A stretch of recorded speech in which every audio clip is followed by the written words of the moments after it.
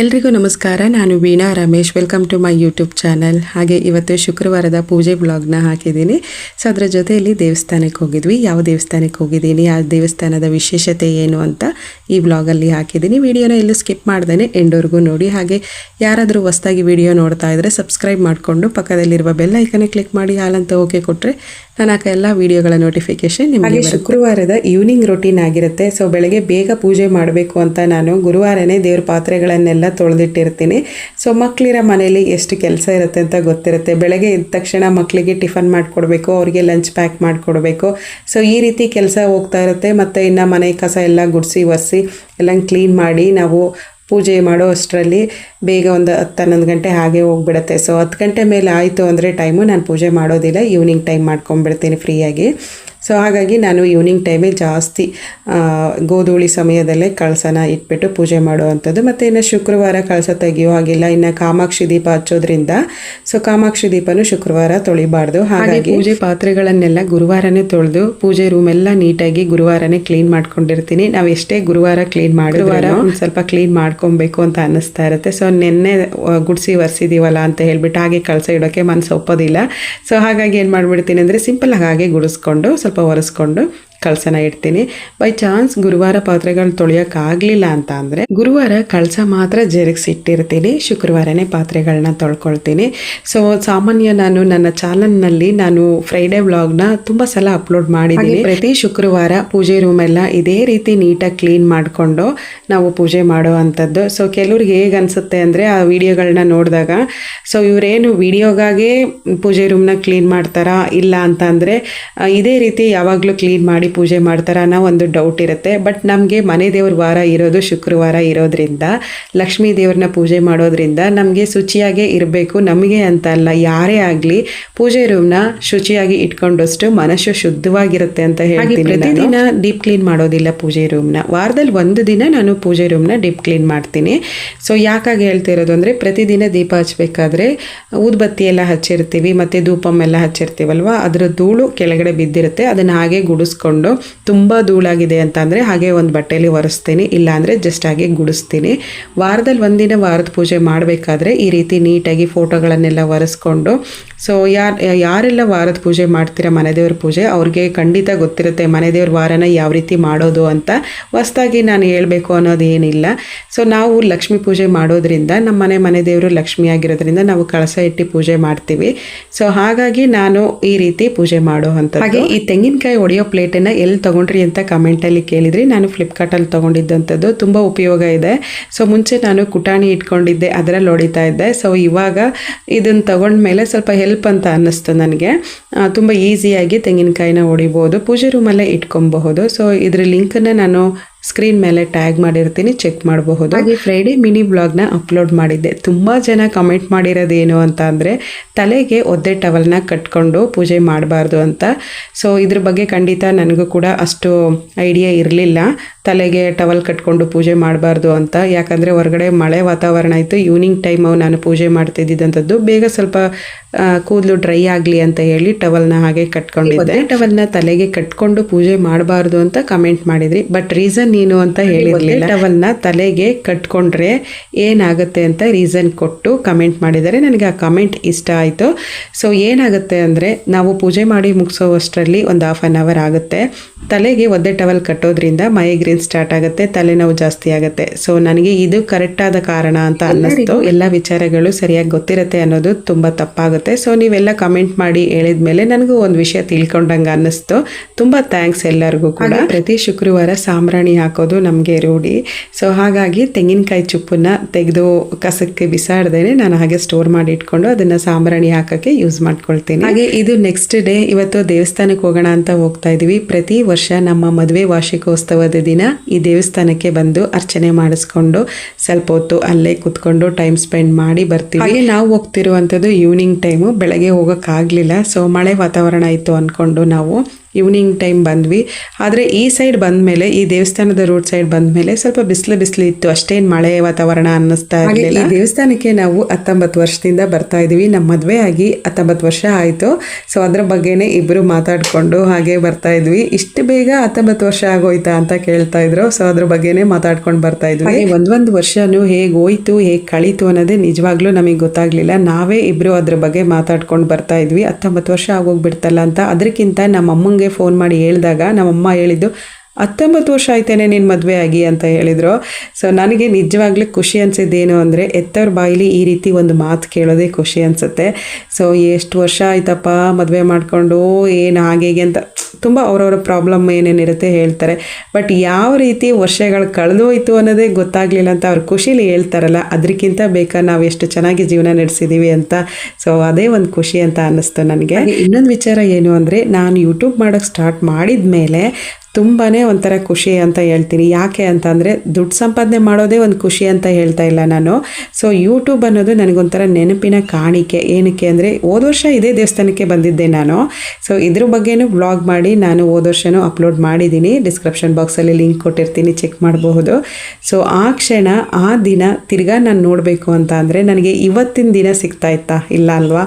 So ಹಾಗಾಗಿ ನನಗೆ ಒಂಥರ ಇದೆಲ್ಲ ನೆನಪಿನ ಕಾಣಿಕೆ ಅಂತಲೇ ಹೇಳ್ತೀನಿ. ಬೇಕು ಅಂದರೆ ಇವಾಗ ನನ್ನ ವಿಡಿಯೋನ ನಾನು ಹೋದ ವರ್ಷ ನಾವು ಯಾವ ರೀತಿ ಸೆಲೆಬ್ರೇಟ್ ಮಾಡಿದ್ವಿ, ಎಲ್ಲಿಗೆ ಹೋಗಿದ್ವಿ ಅಂತ ನೋಡ್ಕೊಬಹುದು. ಇದರಿಂದ ಸ್ವಲ್ಪ ಯೂಟ್ಯೂಬ್ ನನಗೆ ಸ್ಪೆಷಲ್ ಅಂತ. ನಾವು ಕೂಡ ದೇವಸ್ಥಾನಕ್ಕೆ ಬಂದ್ವಿ. ಒಂದು 5 ಗಂಟೆ ಆಗಿತ್ತು. ಮನೆಯಿಂದ ಹೊರಟಾಗಲೇ 4 ಗಂಟೆ 22 ಕಿಲೋಮೀಟರ್ ಆಗುತ್ತೆ ನಮ್ಮ ಮನೆಯಿಂದ ಇಲ್ಲಿಗೆ ಬಂದು ಸೇರೋಕೆ. 5 ಗಂಟೆ ಆಗಿತ್ತು. ಸೊ ಅರ್ಚನೆ ಎಲ್ಲ ಚೆನ್ನಾಗಿ ಮುಗೀತು. ಜಾಸ್ತಿ ಜನ ಇರಲಿಲ್ಲ. ಯಾವಾಗ ಬಂದ್ರೂ ನಾವು ಕ್ಯೂ ನಿಂತು ಸ್ವಲ್ಪ ಲೇಟ್ ಆಗ್ತಾ ಇತ್ತು, ಅಷ್ಟು ಜನ ಇರೋರು. ಬಟ್ ಇವತ್ತು ಅಷ್ಟೊಂದೇನು ಜನ ಇರಲಿಲ್ಲ. ಬೇಗ ಅರ್ಚನೆ ಎಲ್ಲ ಮಾಡಿಕೊಟ್ರು. ದೇವ್ರನ್ನ ಕಣ್ ತುಂಬ ನೋಡಿಕೊಂಡು ಹಾಗೆ ಸುತ್ತಮುತ್ತ ಪ್ರದಕ್ಷಿಣೆ ಮಾಡಿಕೊಂಡು ಬಂದ್ವಿ. ದೇವಸ್ಥಾನ ಏನಕ್ಕೆ ಫೇಮಸ್ಸು ಅಂತ ಅಂದರೆ, ಷಷ್ಠಿ ಪೂರ್ತಿ ಮದುವೆಗಳನ್ನ ಮಾಡ್ತಾರಲ್ವಾ. ಸೊ ಅದಕ್ಕೆ ಈ ದೇವಸ್ಥಾನ ಫೇಮಸ್ಸು. 60ನೇ ವರ್ಷದ ಮದುವೆಗೆ ತುಂಬ ಜನ ಇಲ್ಲಿ ಷಷ್ಠಿ ಪೂರ್ತಿ ಮದುವೆನ ಮಾಡಿಸ್ತಾ ಇರ್ತಾರೆ. ಸೊ ತುಂಬ ಸಲ ನೋಡಿದ್ದೀನಿ ನಾನು. ರೀಸೆಂಟಾಗಿ ನಮ್ಮ ಪಕ್ಕದ ಮನೆಯವರು ಕೂಡ ಮಾಡಿದರು. ಸೊ ಆವಾಗ ಬಂದಿದ್ದೆ ನಾನು. ಹಾಗೆ ಇದಿರೋದು ತಮಿಳ್ನಾಡು ತಿರುಕಡೆಯೂರು ಅನ್ನೋ ಊರಲ್ಲಿ ಇರುವಂಥದ್ದು. ಹಾಗೆ ದೇವಸ್ಥಾನದ ಹೆಸರು ಅಮೃತಕಂಠೇಶ್ವರ. ನೀವು ಸುಮ್ಮನೆ ಹಾಗೆ ನೆಟ್ಟಲ್ಲಿ ಸರ್ಚ್ ಮಾಡಿದ್ರೂ ಅಮೃತಕಂಠೇಶ್ವರ ಅಂತ ಸರ್ಚ್ ಮಾಡಿದ್ರೂ ಫುಲ್ ಹಿಸ್ಟ್ರಿ ಗೊತ್ತಾಗುತ್ತೆ. ಇದು ಶಿವನ ದೇವಸ್ಥಾನ. ಎಷ್ಟು ತಂಪಾಗಿತ್ತು ಗೊತ್ತಾ? ಆ ಕಲ್ಲಿನ ಕಂಬಗಳೆಲ್ಲ ನೋಡ್ತಾ ಇದ್ರೆ ಅಲ್ಲಿ ಸ್ವಲ್ಪ ಹೊತ್ತು ಹಾಗೆ ಕುತ್ಕೊಂಡಿದ್ವಿ ನಾವು. ಅಷ್ಟು ತಂಪಾಗಿತ್ತು ದೇವಸ್ಥಾನ ಮಾತ್ರ. ನಿಜವಾಗ್ಲೂ ಜನ ಜಾಸ್ತಿ ಇರಲಿಲ್ವಲ್ಲ, ಸ್ವಲ್ಪ ಹೊತ್ತು ನಾವು ಹಾಗೆ ಅಲ್ಲೇ ಕುತ್ಕೊಂಡು, ಮತ್ತು ಇಲ್ಲಿ ಧ್ಯಾನ ಮಂಟಪ ಒಂದಿದೆ ಒಳಗಡೆ. ಸೊ ಅಲ್ಲೆಲ್ಲ ನಾನು ವಿಡಿಯೋ ಏನು ಮಾಡೋಕ್ಕೆ ಹೋಗಲಿಲ್ಲ. ಬಟ್ ಇದು ಪ್ರದಕ್ಷಿಣೆ ಹಾಕುವಂಥ ಜಾಗ. ಸೊ ಇಲ್ಲಿ ಮಾತ್ರ ನಾನು ವಿಡಿಯೋನ ಮಾಡ್ಕೊಂಡಿದ್ದೀನಿ. ಆ ಕಂಬಗಳೆಲ್ಲ ಲೈನಲ್ಲಿ ಇರೋದು ನೋಡಿದ್ರೆ ತುಂಬ ಚೆನ್ನಾಗಿ ಕಾಣಿಸ್ತಾ ಇತ್ತು. ಒಂಥರ ಜೋಡಿಸಿದ್ದಾರೆ ಅನ್ನೋ ಹಾಗೆ. ತುಂಬ ಶುಚಿಯಾಗಿ ದೇವಸ್ಥಾನನ ಮೇಂಟೈನ್ ಮಾಡ್ಕೊಂಡಿದ್ದಾರೆ. ತುಂಬ ಚೆನ್ನಾಗಿತ್ತು. ಸೊ ಹಾಗೆ ನಾನು ಇವತ್ತು ವೇರ್ ಮಾಡಿರುವಂಥ ಸೀರೆ ವರಲಕ್ಷ್ಮಿ ಹಬ್ಬಕ್ಕೆ ತಗೊಂಡಿರುವಂಥ ಸೀರೆ. ಸೊ ನಾನಿನ್ನೂ ಬ್ಲೌಸ್ ಸ್ಟಿಚ್ ಮಾಡಿಸಿರಲಿಲ್ಲ. ಹಾಸನ್ಗೆ ಬಂದಾಗಲೇ ಸ್ಟಿಚ್ ಮಾಡಿಸೋಣ ಅಂತ ಹೇಳಿ ಹಾಗೆ ಇಟ್ಟಿದ್ದೆ. ಸೊ ಇವತ್ತು ನಾವು ಮದುವೆ ವಾರ್ಷಿಕೋತ್ಸವ ಇತ್ತಲ್ವ, ಹಾಗಾಗಿ ಹೊಸ ಸೀರೆ ಹಾಕೊಳ್ಳೋಣ ಅಂತ ಹಾಕ್ಕೊಂಡಿದ್ದೀನಿ. ಬ್ಲೌಸ್ ಇದ್ರದ್ದಲ್ಲ, ನಾನು ಬೇರೆ ಇನ್ನೊಂದು ಸಿಲ್ಕ್ ಸ್ಯಾರಿ ರೇಷ್ಮೆ ಸೀರೆದಿತ್ತು. ಸೊ ಅದನ್ನು ಮ್ಯಾಚ್ ಮಾಡಿ ಹಾಕ್ಕೊಂಡಿದ್ದೀನಿ. ಹಾಸನ್ಗೆ ಬಂದಾಗ ಸ್ಟಿಚ್ ಮಾಡಿಸ್ಕೊಂಡು ಇವಾಗ ತೋರಿಸಿದ್ನಲ್ಲ, ಅದು ಫುಲ್ ಗರ್ಭಗುಡಿ ಸುತ್ತ ಪ್ರದಕ್ಷಿಣೆ ಹಾಕುವಂಥ ಜಾಗ. ಅಲ್ಲಿಂದ ಹೊರಗೆ ಬಂದರೆ ಇನ್ನೂ ಇಷ್ಟು ಜಾಗ ಇದೆ. ಇಲ್ಲೆಲ್ಲ ಷಷ್ಠಿ ಪೂರ್ತಿ ಮದುವೆಗಳನ್ನ ಮಾಡ್ತಾ ಇರ್ತಾರೆ. ಸೊ ನಿಜವಾಗ್ಲೂ ಆ ದೇವಸ್ಥಾನದ ಗೋಪುರ ನೋಡಿದ್ರೆ ಎಲ್ಲ ಎಷ್ಟು ಕಲರ್ಫುಲ್ ಆಗಿತ್ತು. ಮತ್ತು ಆ ಕೆತ್ತನೆಗಳಲ್ಲೇ ಕಥೆಗಳು ಹೇಳೋರು. ಹಾಗೆ ಈ ಗೋಪುರದಲ್ಲಿ ಸಮುದ್ರ ಮಂಥನ ಮಾಡುವಂತಹ ಕತೆ, ಹಾಗೆ ಶಿವನ ಅವತಾರಗಳು ತುಂಬಾ ಚೆನ್ನಾಗಿ ಮಾಡಿದ್ರು. ತುಂಬ ಚೆನ್ನಾಗಿತ್ತು. ಸೊ ಇವಾಗ ಪಾರ್ವತಿ ಅವತಾರಗಳು, ಶಿವನ ಮದುವೆ ಆಗಿದ್ದು, ಇದೆಲ್ಲ ತುಂಬ ಚೆನ್ನಾಗಿ ಮಾಡಿದ್ದಾರೆ. ಆ ಗೋಪುರನ ಹತ್ರದಲ್ಲಿ ನಿಂತ್ಕೊಂಡು ಗಮನಿಸ್ತಾ ಇದ್ರೆ ಆ ಕೆತ್ತನೆಗಳಲ್ಲಿ ಆ ಕಥೆಗಳು ತುಂಬ ಚೆನ್ನಾಗಿದೆ. ಸೊ ನಾವು ಹಾಗೆ ಅದನ್ನು ನೋಡಿಕೊಂಡು ಮಾತಾಡಿಕೊಂಡು ಅಲ್ಲೇ ಪಕ್ಕದಲ್ಲಿ ಅಮ್ಮನವರ ದೇವಸ್ಥಾನ ಇದೆ. ಸೊ ಇದೇ ದೇವಸ್ಥಾನದ ಸರೌಂಡಿಂಗಲ್ಲೇ ಅಮ್ಮನವರ ದೇವಸ್ಥಾನ ಇದೆ, ಅಭಿರಾಮಿ ಅಮ್ಮನ ದೇವಸ್ಥಾನ. ಸೊ ಇಲ್ಲಿಗೂ ಹೋಗಿದ್ವಿ. ಅಮ್ಮನವರ ದೇವಸ್ಥಾನದಲ್ಲೂ ಕೂಡ ಜಾಸ್ತಿ ಜನ ಇರಲಿಲ್ಲ, ಫುಲ್ ಫ್ರೀ ಆಗಿತ್ತು. ಹಾಗಾಗಿ ಬೇಗ ಅರ್ಚನೆ ಎಲ್ಲ ಮಾಡ್ಕೊಂಡು ಬಂದ್ವಿ. ಸೊ ಇದು ಮೇಯ್ನ್ ಗೋಪುರ. ಎಷ್ಟು ಎತ್ತರ ಇದೆ ಅಂತ ಅಂದರೆ ವಿಡಿಯೋದಲ್ಲಿ ತುಂಬ ಚಿಕ್ಕದಾಗಿ ಕಾಣಿಸ್ತಾ ಇರ್ಬೋದು, ಬಟ್ ತುಂಬ ಎತ್ತರದಲ್ಲಿದೆ. ಹಾಗೆ ದೇವಸ್ಥಾನಗಳಲ್ಲಿ ಈ ಗೋಪುರಗಳನ್ನು ನೋಡೋದೇ ಒಂಥರ ಸಂತೋಷ, ಅಷ್ಟು ಚೆನ್ನಾಗಿ ಮಾಡಿರ್ತಾರೆ. ಫಸ್ಟ್ ಟೈಮ್ ನಾನು ಈ ದೇವಸ್ಥಾನಕ್ಕೆ ಬಂದಾಗ ಎಷ್ಟು ದೊಡ್ಡ ದೇವಸ್ಥಾನ ಅಪ್ಪ, ಎಷ್ಟು ಚೆನ್ನಾಗಿದೆ ಅಂತ ಅಂದ್ಕೊಂಡಿದ್ದೆ. ಹಾಗೆ ಮತ್ತೆ ಇಲ್ಲಿ ಅರ್ಚಕರು ಎಷ್ಟೇ ರಶ್ ಆಗಿರಲಿ, ಎಲ್ಲರ ಹೆಸರು, ಎಲ್ಲರದು ರಾಶಿ, ಹಾಗೆ ಎಲ್ಲ ನಕ್ಷತ್ರಗಳನ್ನೆಲ್ಲ ನಿಧಾನವಾಗಿ ಕೇಳಿಕೊಂಡು ಒಬ್ಬೊಬ್ಬರ ಹತ್ರನೂ ಪೇಷನ್ಸಲ್ಲಿ ಅರ್ಚನೆನ ಮಾಡಿಕೊಟ್ರು. ತುಂಬ ಖುಷಿ ಆಯಿತು. ಸೊ ಹಾಗೆ ದೇವಸ್ಥಾನದ ಸುತ್ತಮುತ್ತ ಒಳಗಡೆ ಗೋಪುರದ ಸುತ್ತಮುತ್ತ ಈ ರೀತಿ ಇದೆ. ನಾವು ಅಲ್ಲೇ ಸ್ವಲ್ಪ ಹೊತ್ತು ಕೂತ್ಕೊಂಡು ಹಾಗೆ ಸ್ವಲ್ಪ ನಮ್ಮ ಮಾತುಕತೆ ಹಾಡಿಕೊಂಡು ಬಂದ್ವಿ. ಹಾಗೆ ಮತ್ತು ಇನ್ನೊಂದು ಏನು ಅಂತ ಅಂದರೆ ಅಲ್ಲಿ ಶ್ಲೋಕ ಹಾಕಿದಾರಲ್ಲ, ನಾನು ಅದನ್ನು ಮರೆತು ವಾಯ್ಸ್ ಕೊಟ್ಕೊಂಡು ವಿಡಿಯೋ ಮಾಡ್ತಾಯಿದ್ದೆ. ಆಮೇಲೆ ಹೇಳಿದರು ರಮೇಶ್, ಇಲ್ಲ ನೀನು ಇಷ್ಟು ಮಾತಾಡ್ತಿದ್ದೀಯಲ್ಲ, ನಿಜವಾಗ್ಲೂ ನೀನು ಈ ವಿಡಿಯೋನ ಹೀಗೆ ಹಾಕ್ತೀಯ, ಯಾಕಂದರೆ ಅಲ್ಲಿ ಶ್ಲೋಕ ಹಾಕಿದ್ದಾರೆ, ಆ ವಾಯ್ಸ್ ಬರುತ್ತಲ್ವಾ ಅಂತ. ಸೊ ಆಮೇಲೆ ಹೌದಲ್ವಾ ಅಂತ ಅಂದ್ಕೊಂಡೆ. ಹಾಗೆ ನಾವು ಕೂಡ ದೇವ್ರ ದರ್ಶನ ಎಲ್ಲ ಮುಗಿಸ್ಕೊಂಡು ಹೊರಗೆ ಬರ್ತಾ ಇದ್ದೀವಿ. ಇಲ್ಲಿ ಅನ್ನದಾನ ಕೂಡ ಮಾಡ್ತಾರೆ, ಮಧ್ಯಾಹ್ನ ಅನ್ನದಾನ ಮಾಡ್ತಾರೆ. ನಾನು ಒಂದು ಎರಡು ಟೈಮ್ ಊಟ ಮಾಡಿದ್ದೀನಿ ಇಲ್ಲಿ. ಹಾಗೆ ಇವಾಗ ಅರ್ಚಕರೆಲ್ಲ ಇಲ್ಲಿ ವೆಯ್ಟ್ ಮಾಡ್ತಾ ಇದ್ದಾರಲ್ಲ, ಇದು ಷಷ್ಠಿ ಪೂರ್ತಿ ಮದುವೆಗೇ ಬುಕ್ ಮಾಡ್ಕೊಂಡಿರ್ತಾರೆ ಮುಂಚೆನೇ ಅರ್ಚಕರನ್ನೆಲ್ಲರನ್ನು. ಸೊ ಹಾಗಾಗಿ ವೆಯ್ಟ್ ಮಾಡ್ತಾ ಇದ್ದಾರೆ. ಇನ್ಮೇಲೆ ಏನಾದರೂ ಪೂಜೆ ಎಲ್ಲ ಮಾಡೋದಿದೆಯೇನೋ, ಮದುವೆ ಎಲ್ಲ ಮಾಡೋದಿದೆಯೇನೋ, ಹಾಗಾಗಿ ಪ್ರತಿದಿನ ಇರುತ್ತಂತೆ ಇಲ್ಲಿ. ಹಾಗಾಗಿ ವೆಯ್ಟ್ ಮಾಡ್ತಾಯಿದ್ರು. ಮುಂಬಾಗ್ಲು ಎಷ್ಟು ಎತ್ತರವಾಗಿದೆ ನೋಡಿ, ಎಷ್ಟು ಚೆನ್ನಾಗಿತ್ತು ಅಂದರೆ ಆ ಲೈಟಿಂಗ್ ಎಲ್ಲ ನೋಡೋಕೆ ತುಂಬ ಚೆನ್ನಾಗಿತ್ತು. ಸೊ ಹೊರಗಡೆ ಗೋಪುರ ತೋರಿಸ್ತೀನಿ ಹೇಗಿದೆ. ಹಾಗೆ ಮದುವೆ ವಾರ್ಷಿಕೋತ್ಸವಕ್ಕೆ ನಾನು ಏನೂ ಗಿಫ್ಟ್ ಕೇಳಿರಲಿಲ್ಲ. ಇಲ್ಲಿಂದ ಹೊರಗಡೆ ಬಂದ ಮೇಲೆ ಸರ್ಪ್ರೈಸ್ ಗಿಫ್ಟ್ ಇದೆ, ಹೋಗೋಣ ಗಿಫ್ಟ್ ಕೊಡಿಸ್ತೀನಿ ಅಂತ ಹೇಳಿದರು. ಬಟ್ ನನಗೆ ಏನು ಕೊಡಿಸ್ತಾರೆ, ಎಲ್ಲಿ ಕರ್ಕೊಂಡು ಹೋಗ್ತಾರೆ ಅನ್ನೋದು ಗೊತ್ತಿರಲಿಲ್ಲ. ನಾನು ಕೂಡ ಏನು ಸರ್ಪ್ರೈಸ್ ಆಗಿ ಹೇಳ್ತಾ ಇದಾರಲ್ಲ, ಇವರೇ ಹೇಳ್ತಾ ಇದಾರಲ್ಲ, ನಾನೇ ಏನು ಕೇಳ್ದಂಗೆ ಇವ್ರು ಹೇಳ್ತಾ ಇದಾರಲ್ಲ ಅಂತ ಅನ್ಕೊಂಡೆ. ಹಾಗೆ ಇದು ಹೊರಗಡೆ ಎಂಟ್ರೆನ್ಸ್. ಸೊ ಇಲ್ಲಿಂದ ಗೋಪುರನ ನೋಡೋಕೆ ತುಂಬಾ ಅದ್ಭುತವಾಗಿ ಕಾಣಿಸ್ತಾ ಇತ್ತು. ಸೊ ಆ ಲೈಟಿಂಗ್ ಬೆಳಕಲ್ಲಿ ತುಂಬಾ ಚೆನ್ನಾಗಿ ಕಾಣಿಸ್ತಾ ಇತ್ತು. ತುಂಬಾ ಜನ ಹೊರಗಡೆಯಿಂದ ಬರೋದೇ ಜಾಸ್ತಿ ದೇವಸ್ಥಾನಕ್ಕೆ. ಸೊ ಹಾಗೆ ನಾವು ಅಲ್ಲಿ ಒಂದು ಸೆಲ್ಫಿ ಎಲ್ಲ ತೆಕ್ಕೊಂಡು ಆ ಗೋಪುರ ಚೆನ್ನಾಗಿ ಕಾಣಿಸ್ತಾ ಇತ್ತಲ್ವಾ. ಸೊ ಹಾಗೆ ಅಲ್ಲಿಂದ ಹೊರಟ್ವಿ. ಈಗ ಗಿಫ್ಟ್ ವಿಚಾರಕ್ಕೆ ಬಂದ್ರೆ, ಸೊ ನಾನೇ ಒಂದು ತಲೆಯಲ್ಲಿ ಲೆಕ್ಕಾಚಾರ ಹಾಕೊಂಡೆ. ಬಟ್ಟೆ ಅಂತೂ ಇವಾಗ ಸದ್ಯಕ್ಕೆ ತಗೊಳ್ಳೋ ಹಾಗಿಲ್ಲ, ಯಾಕಂದ್ರೆ ದೀಪಾವಳಿಗೆ ಇವಾಗ ತಾನೇ ಶಾಪಿಂಗ್ ಮಾಡ್ಕೊಂಡಿದೀವಿ, ಬಟ್ಟೆ ಅಂತೂ ತೆಕ್ಕೊಡೋದಿಲ್ಲ. ಮತ್ತಿನ್ನೆಂತ ಗಿಫ್ಟ್ ಕೊಡಿಸ್ತಾರೆ ಇವರು ಅಂತ ಅಂದ್ಕೊಂಡು ನಾನೇ ಲೆಕ್ಕಾಚಾರ ಹಾಕ್ಕೊಂಡು ಹೊರಟಿದ್ದಾಯಿತು ಅಲ್ಲಿಂದ. ಸೊ ನಾನು ಕೇಳಲಿಲ್ಲ ಏನು ಗಿಫ್ಟ್ ಕೊಡಿಸ್ತಾರೆ ಏನು ಹೇಳಿ ಅಂತ, ಏನು ಕೇಳಲಿಲ್ಲ. ಬಟ್ ಅಲ್ಲಿ ಹೋದ್ಮೇಲೆ ಹೇಳಿದರು ಇನ್ನೊಂದು ದೇವಸ್ಥಾನ ಇದೆ ಹೋಗಬೇಕು ಅಂತ ಹೇಳಿ. ಸೊ ಇಲ್ಲೇ ಅನಂತ ಮಂಗಳಂ ಅಂತ ಇದೆ ವಿಷ್ಣುನ ದೇವಸ್ಥಾನ. ಇಲ್ಲಿ ಪಂಚಮುಖಿ ಆಂಜನೇಯನ ದೇವಸ್ಥಾನ. ಪಂಚಮುಖಿ ಆಂಜನೇಯನ ದೇವಸ್ಥಾನ ಹನುಮನ್ ಜಯಂತಿಗೆ ತುಂಬ ವಿಶೇಷ. ಈ ದೇವಸ್ಥಾನದಲ್ಲಿ ತುಂಬ ಗ್ರ್ಯಾಂಡಾಗಿ ಮಾಡ್ತಾರೆ. ಸೊ ತುಂಬ ಚೆನ್ನಾಗಿದೆ ಮತ್ತು ದೊಡ್ಡ ದೇವಸ್ಥಾನ. ಸೊ ಇಲ್ಲೂ ಕೂಡ ಯಾರೂ ಇರಲಿಲ್ಲ, ಬೇಗ ಅರ್ಚನೆ ಮಾಡಿಕೊಟ್ರು. ಇನ್ನೊಂದು ಖುಷಿಯಾದ ವಿಚಾರ ಏನು ಅಂದರೆ ಹತ್ತಿರದಲ್ಲಿ ದೇವ್ರನ್ನ ನೋಡೋಕ್ಕೆ ಬಿಟ್ಟರು. ಅದೊಂದು ನನಗೆ ಭಾಳ ಖುಷಿ ಆಯಿತು. ಸೊ ಈ ದೇವಸ್ಥಾನ ತುಂಬ ರಶ್ ಇರುತ್ತೆ ಯಾವಾಗಲೂ. ಸೊ ಸಲ ನಾವು ದೂರದಲ್ಲೇ ನಿಂತ್ಕೊಂಡು ಅರ್ಚನೆ ಮಾಡಿಸ್ಕೊಂಡು ಹೋಗ್ತಾ ಇದ್ವಿ. ಬಟ್ ಈ ಸಲ ಯಾರು ಜನ ಇರಲಿಲ್ವಲ್ಲ, ಹಾಗಾಗಿ ಹತ್ತಿರದಲ್ಲೇ ದೇವ್ರನ್ನ ನೋಡೋಕ್ಕೆ ಚಾನ್ಸ್ ಸಿಕ್ತು. ನಾವು ತುಳಸಿ ಹಾರ ತಗೊಂಡೋಗಿದ್ದೆ, ಅರ್ಚನೆ ಐಟಮ್ಸು, ಹಾಗೆ ತುಳಸಿ ಹಾರ ತಗೊಂಡೋಗಿದ್ದೆ.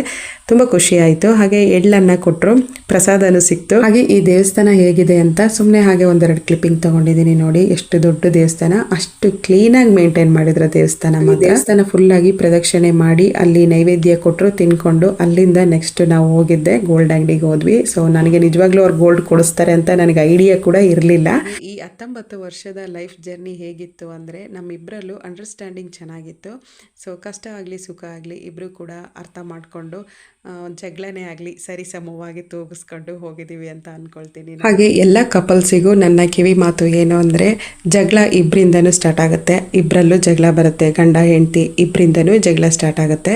ಸೊ ಆ ಜಗಳ ಹೇಗಿರಬೇಕು ಅಂದರೆ ನೀರ್ ಮೇಲಿರುವಂತಹ ಬಬಲ್ಸ್ ಥರ ಇರಬೇಕು, ಬೇಗ ಪಟ್ ಅಂತ ಹೊಡೆದೋಗ್ಬೇಕು, ಅದನ್ನೇ ಮುಂದುವರಿಸ್ಕೊಂಡು ಹೋಗಿ. ಸಾಮಾನ್ಯವಾಗಿ ನಮ್ಮಿಬ್ಬರಲ್ಲಿ ನನಗೆ ಬೇಗ ಕೋಪ ಬರುವಂಥದ್ದು. ರಮೇಶ್ ಅವರು ಅಷ್ಟು ಬೇಗ ಕೋಪ ಮಾಡ್ಕೊಳ್ಳಲ್ಲ, ಸಮಾಧಾನವಾಗಿ ಮಾತಾಡ್ತಾರೆ. ಬಟ್ ನಾನು ಸ್ವಲ್ಪ ಜಾಸ್ತಿ ಬೇಗ ಕೋಪ ನಾನು ಜಾಸ್ತಿ ದಿನ ಕೋಪ ಮಾಡ್ಕೊಳ್ಳೋದಿಲ್ಲ. ಕೋಪ ಮಾಡ್ಕೊಂಡ್ರೆ ಒಂದು ದಿನ ಅಷ್ಟೇ, ಅದೇ ಹೆಚ್ಚು. ಮತ್ತು ಇನ್ನು ಅವರು ರಮೇಶ್ ಅವರು ಅಷ್ಟೂ ಇಲ್ಲ, ಬೆಳಗ್ಗೆ ಏನಾದರೂ ಮಾತಾಡಿ ಹೋಗಿದ್ರೆ ಸಾಯಂಕಾಲ ಬಂದು ಮಾತಾಡಿಸ್ಬಿಡ್ತಾರೆ, ಆ ರೀತಿ ಕ್ಯಾರೆಕ್ಟರ್ ಅವ್ರದ್ದು. ಸೊ ಅವ್ರಿಗೆ ಮಾತಾಡಿಸ್ದಂಗೆ ಇರೋಕ್ಕಾಗೋದಿಲ್ಲ. ಸೊ ಬೇಗ ಬಂದು ಅಲ್ಲಿಂದ ನನಗೆ ಗೋಲ್ಡ್ ಅಂಗಡಿಗೆ ಕರ್ಕೊಂಡು ಬಂದರು, ಜೋಯಾಲ್ಕಾಸಿಗೆ ಬಂದ್ವಿ. ಸೊ ಇಲ್ಲಿ ರಿಂಗು ಮತ್ತು ಓಲೆಗಳೇನಾದರೂ ನೋಡೋಣ ಅಂತ ನೋಡ್ತಾ ಇದ್ದೆ. ಬಟ್ ಡಿಸೈನ್ ಯಾವುದು ನನಗೆ ಲೈಕ್ ಆಗಲಿಲ್ಲ. ಮನೇಲೇ ಒಂದು ಸ್ವಲ್ಪ ನನಗೆ ಏನಾದರೂ ಹೇಳಿದ್ರು ಸರ್ಪ್ರೈಸ್ ಗಿಫ್ಟ್ ಇಲ್ಲ ಅಂತ, ಇಲ್ಲ ಈ ರೀತಿ ತೆಕ್ಕೊಡ್ತೀನಿ ಅಂತ ಏನಾದರೂ ಹೇಳಿದಿದ್ರೆ ಯಾವ ರೀತಿ ಡಿಸೈನ್ ತೊಗೊಬೋದು ಅಂತ ಒಂದು ಐಡಿಯಾ ಏನಾದರೂ ಮಾಡ್ಕೊಂಡು ಬರುವೆ ಗೋಲ್ಡ್ ವಿಚಾರದಲ್ಲಿ.